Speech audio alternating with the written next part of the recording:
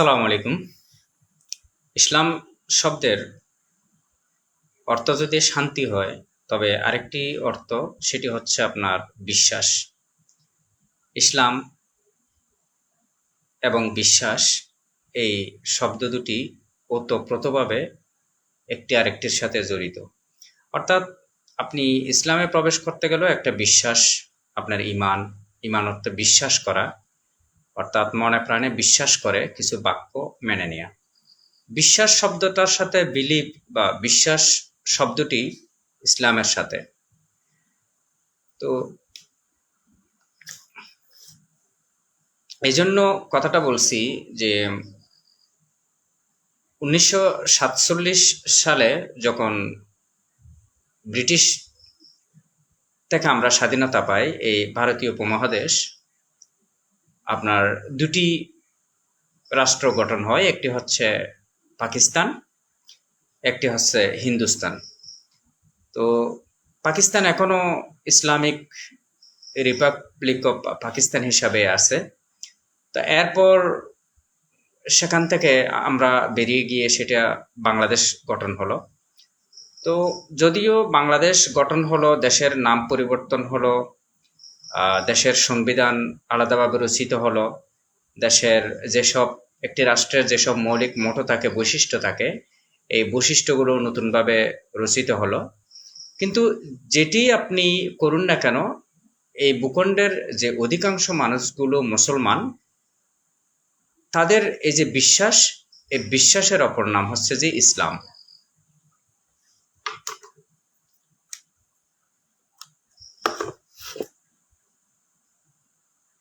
তো যখন আমরা আমাদের দৈনন্দিন জীবনে আমরা ইসলামকে ফলো করি, ইসলামের মধ্যেই থাকি, যেখানে যাই সেখানে ইসলামকে নিয়েই বাঁচি, আমার জীবনের সব কিছু আমি আমার ধর্ম ইসলামের মাঝে খুঁজি। এখানে একটা খুব প্রবাদের মতো একটা কথা মনে পড়ছে, সেটা হচ্ছে এক জ্ঞানী ব্যক্তিকে এক জ্ঞানী ব্যক্তি তার নিজস্ব একটা অভিজ্ঞতা শেয়ার করার সময় বলছিল যে আমি ওয়েস্টার্ন কান্ট্রি, যেখানে মুসলমানের সংখ্যা খুবই কম, আমি ওইসব দেশেও গিয়েছি, আবার বাংলাদেশি হিসাবে বাংলাদেশেও আছি। তবে আমার অভিজ্ঞতার আলোকে আমি বলতে পারি, ওইসব দেশে যেখানে মুসলিম নাই, অমুসলিমরা প্রধান, সেখানে আপনার মুসলিম নাই কিন্তু ইসলাম আছে। তাদের মাঝে মুসলমান নাই, ইমান তারা আনে নাই, বিশ্বাসের মধ্যে নাই, কিন্তু সেখানে ইসলাম পরিপূর্ণভাবে আছে। আবার এখানে আমাদের এই ভূখণ্ডে আমরা মুসলমান, আমরা বিশ্বাস করি, আমরা ধর্মকে নিয়ে বাঁচি, কিন্তু আমাদের এখানে ইসলাম নেই, মুসলমান আছে। এই কথাটার অনেক বড় একটা তাৎপর্য আছে। তো যেটা বলতে চাচ্ছি, ইসলামকে ধারণ করার জন্য ইসলাম ইসলাম ইসলাম ইসলাম বলে সামনে আপনার ফোকাস করার কিংবা বলার কোনো কিছু নেই। যেমন একটা এক্সাম্পল দিই আমি, যেমন ইসলামী ব্যাংক বাংলাদেশের একটি বৃহত্তর প্রাইভেট সেক্টরের একটি বড় ব্যাংক। তো এই ব্যাংকটার নামে হচ্ছে যে ইসলামী ব্যাংক। আচ্ছা, কেন ব্যাংকের নাম ইসলাম হবে কেন? ইসলাম নাম দিয়ে যদি আমি একটা ব্যাংক রচনা করি বা যে কোনো একটা প্রতিষ্ঠান রচনা করি, কিন্তু সেখানে যদি আমি ইসলামের যে চর্চা, ইসলামের যে শিক্ষা, সেটা যদি আমি এর মধ্যে দিয়ে যদি আমি স্টাডি করি, সেখান থেকে সেখানে যদি আমি সেটা প্রয়োগ করি ইসলামের শিক্ষা, তো ইসলাম না দিয়েও কি সেখান থেকে ইসলামের এই যে আদর্শ ওখানে ডেলিভার করে, ওখানে প্রয়োগ করে, ওখান থেকে যে আমরা আউটপুটটা পাবো, সেটা কি এখন ইসলাম নাম দিয়ে যেটা হচ্ছে সেটা সে কি কম পাবো? মোটেই না।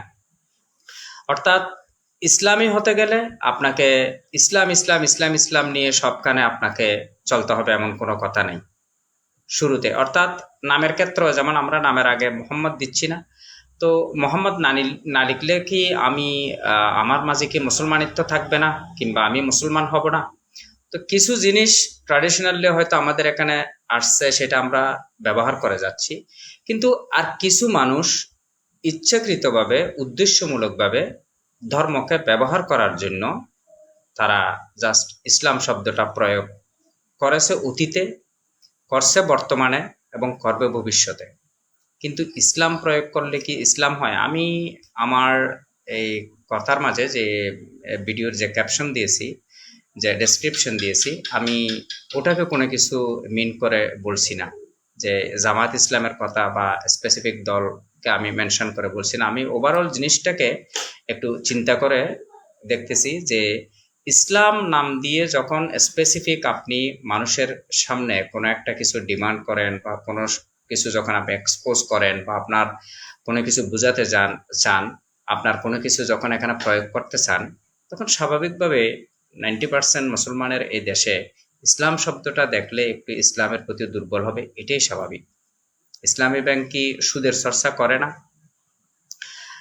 শরিয়া ভিত্তিক ব্যাংক আরো যেসব ইসলাম নাম দিয়ে ব্যাংক এর পরে তাদেরকে দেখে যারা এর পর শুরু করছে আর কি ইসলামী ব্যাংকের পরে, তো ওখানে কি সুদ চর্চা হয় না? ওখানে হয় কি আসলে ব্যাপারটা? আপনি ওখানে টাকা জমা রাখবেন, আপনার আইডেল টাকার উপর সেখানে একটা প্রফিট চলে আসবে। আপনাকে লোন দিছে, আপনি আবার ব্যাংক অতিরিক্ত সুদ দেবেন। তো তারপর ওটাকে তারা বিভিন্ন শরিয়া বোর্ড বলেন, বিভিন্ন ইসলামী বিশেষজ্ঞ বলেন, এমন তেমন বলে যে এখানে কোনো সুদ নাই, এটাকে বিভিন্ন নামে নামকরণ করা হয়েছে। কিন্তু ভাই আমি অত শত বুঝতে চাই না। আমি জানি ব্যাংক অর্থাৎ টাকা নিয়ে লেনদেন হচ্ছে, ওখানে সুদ হচ্ছে। রাষ্ট্র বিদেশের সাথে ব্যবসা করতেছে, সেখান থেকে সুদ আসতেছে, সেখানে সুদ দেওয়া হচ্ছে, ব্যাংকের মধ্যে সুদ আসছে, আপনি ব্যাংকের মধ্যে টাকা রাখছেন, সুদের সাথে আপনি লেনদেন করতেছেন, এতটুকুই, বাস ক্লিয়ার। এখানে এগুলাকে ভিন্ন নামে ডিফাইন করে এক একজন এক একভাবে যে যার মতো করে নিতে পারে। কেউ যদি মনে প্রাণে একটা শান্তি খুঁজে যে না আমি সুদের সাথে নাই, আমি ইসলামী ব্যাংকের সাথে বা অমুকের সাথে ইসলামিক একটা ইয়ার সাথে আছি, আমার সাথে সুদের কোনো সম্পর্ক নেই। আবার অনেকে আহ মনে করবে যে আরে ভাই নাম ইসলাম হলো কি হবে, ওখানে সুদই ব্যাংকের ব্যাপারে। এটা এক একজনের এক একটা বিশ্বাসের ব্যাপার। এখন আসি যে ডেসক্রিপশন যেটা দিছি সেটা হচ্ছে যে জামায়াত ইসলামের একজন এমপি অর্থাৎ ল মেকার, অর্থাৎ আইন তৈরি করে, যিনি আমাদের জন্য আইন তৈরি করে। ওনার ভাগ্য সুপ্রসন্ন এবং জনগণ উনাকে চেয়েছে, উনি পার্লামেন্টে গেছে, উনি একজন মাননীয় সংসদ সদস্য। উনার বয়সও ছবি দেখলে যা বোঝা যায় 70 আপ হবে। সাতক্ষীরার এমপি যথাসম্ভব। আচ্ছা যা হোক, তো উনি ধরা পড়লো আপনার হোটেল কক্ষে একজন নারী সহ। তো এই ঘটনার পরপর যে কোনো কিছুতে বলা থেকে একটু আমরা সতর্ক, যেহেতু উনি একজন মাননীয় সংসদ সদস্য, এই ধরনের একটা আপত্তিকর জিনিস আমাদের সামনে চলে আসছে। এরপর আরো ভেরিফাই করার চেষ্টা করছি, আমরা জিনিসটার দিকে খুবই সতর্ক দৃষ্টি রাখছি। এরপর একটা অথেন্টিক বিশ্বাসযোগ্য ভিডিও আমাদের কাছে চলে আসছে। মেয়েটাকে দেখলাম, উনার নাতির সমতুল্য একজন মেয়ে, হোটেল কক্ষে উনি আমোদ ফুর্তি করার জন্য ওখানে গেছে স্বাভাবিকভাবে। উনার নিজের মুখে বলছে যে আমি অপরাধ করছি, আমি কাজটা ভালো করি নে এবং জীবনে প্রথমবারে আসলাম। তো এই কাহিনী।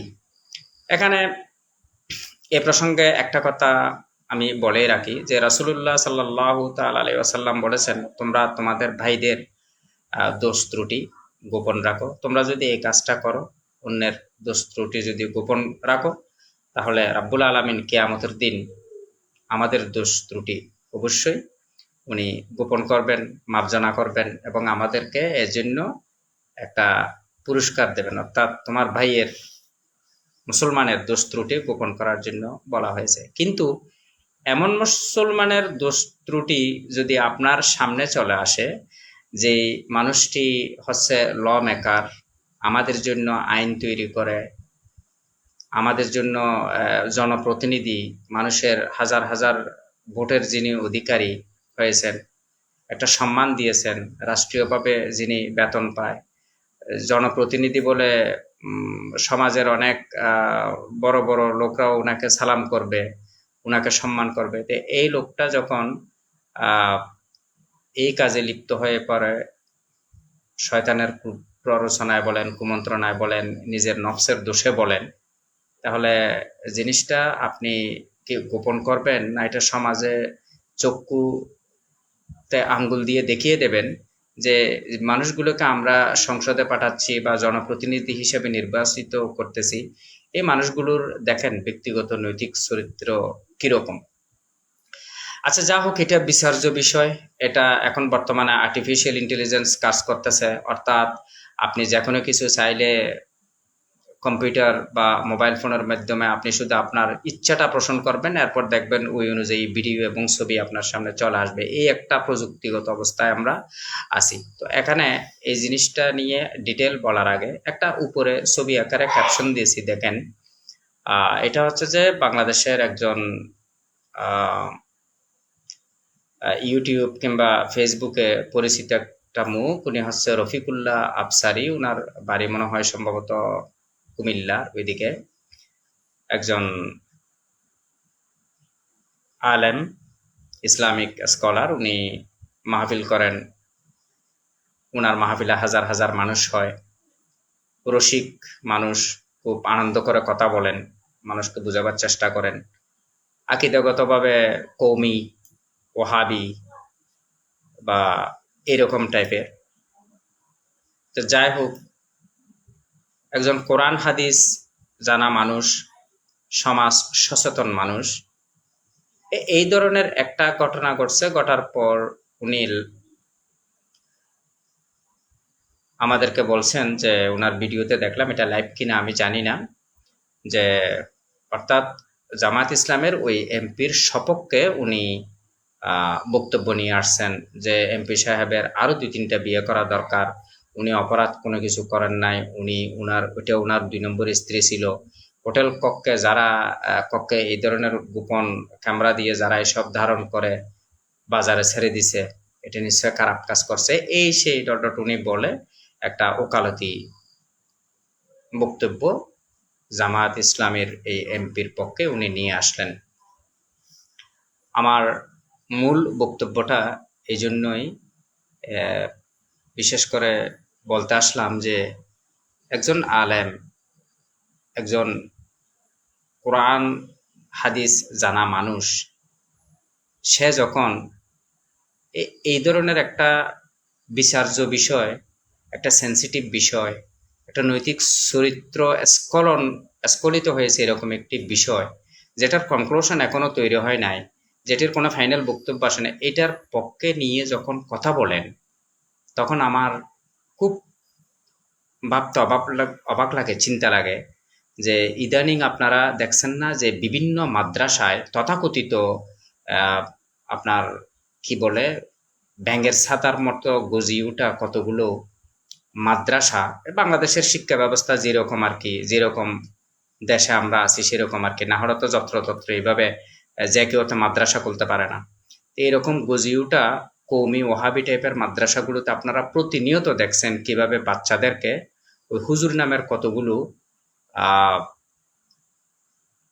কতগুলো আহ কি বলে এগুলোকে, মানে নৈতিক চরিত্রহীন কিংবা হতাশাজনক এই ব্যক্তিগুলো হুজুর নামের, তারা তাদের মাদ্রাসা পড়ুয়া ছাত্রদেরকে প্রতিদিন বলাৎকার করতেছে, প্রতিনিয়ত।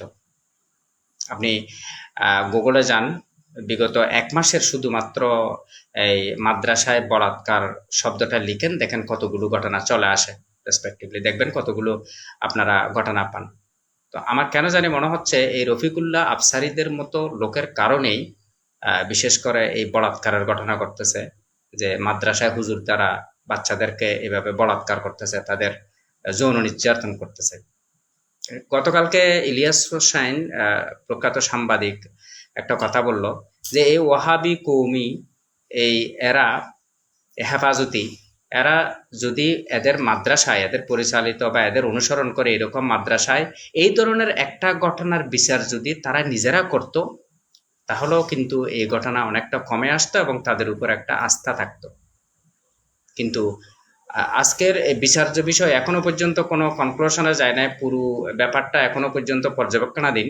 কিন্তু এই ঘটনাটাকে আপনার কি বলে জায়েজ করার জন্য এই রফিকুল্লাহ আফসারের মতো কতগুলা আলেম নামের কতগুলো কুলাঙ্গার, কতগুলো দুষ্কৃতিকারী বলা যায় এদেরকে, সমাজের কি বলা যায় এদেরকে, এরা আলেম না আসলে। এই যে আরেকটা কথা মনে পড়ছে যে এই আমাদের রাসূল সাল্লাল্লাহু তাআলা সাল্লাম তো এইসব আলেম সম্পর্কে কিংবা অনেক কথা বলে গেছেন, অনেক হাদিসে এসেছে যে কেয়ামতের আগে এই মানুষগুলোর কিরকম আচরণ হবে। তো জামাত ইসলামকে নিয়ে আমি এই কথাটা বলছি যে জামাত ইসলাম হলে যে সেখানে কোনো ক্রিমিনাল থাকবে না, সেখানে কোনো খারাপ লোক থাকবে না, এমন কোনো কথা নেই। এটা জামাত ইসলাম না হয়ে শুধুমাত্র যদি জামাত হতো কিংবা ইসলাম নাম দিয়ে যদি অন্য কোনো দল হতো, তাহলে জিনিসটাকে নিয়ে মানুষ একভাবে চিন্তা করত। কিন্তু যেখানে ইসলাম প্রবেশ করছে, যেখানে আপনি ইসলাম প্রবেশ করাইছেন, ইসলামকে নিয়ে আপনি আমার সামনে হাজির হচ্ছেন, ইসলামের স্পিচ নিয়ে আপনি হাজির হচ্ছেন, যখন আপনাকে কোনো কিছু বলা হয় তখন আপনি ইসলামের ঢালে আপনি আশ্রয় নিচ্ছেন।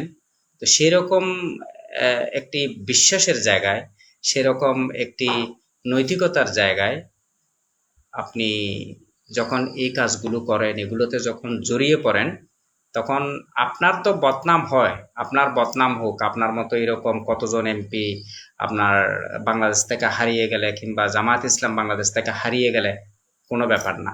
কিন্তু কথা হচ্ছে যে আপনি ইসলামের নাম দিয়ে যখন সামনে আসেন, তখন কি আপনার আরো সতর্ক হওয়া উচিত না? ইনশাল্লাহ আমরা আগামী কালকের মধ্যে জামাত ইসলামের কঠোর রিয়াকশন দেখতে পাবো এবং দেশবাসী আশ্বস্ত হবে যে আসলে অন্যায় যে করুক, এটা তারাও তাদের দল থেকে কাউকে ছাড় দেবে না। আসসালামু আলাইকুম।